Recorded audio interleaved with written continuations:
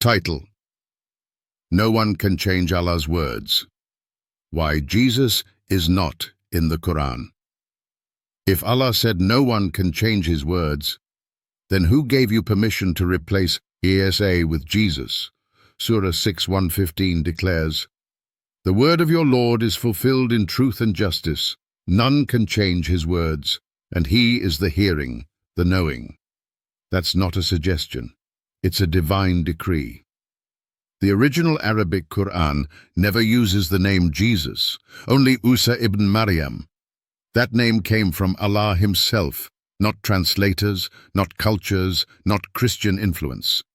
So if your English Qur'an says Jesus, you're not reading the words of Allah, you're reading the hands of men.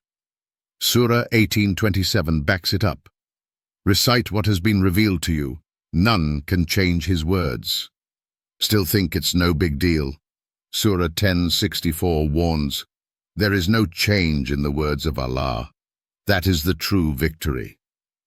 So ask yourself, would Allah allow his holy name for a prophet to be swapped out? Or are we witnessing human corruption disguised as convenience? Final warning. On Judgment Day, when Allah asks why his words were altered, will "it was just a translation" be enough? Let Surah 6:115 be your answer. No one can change his words.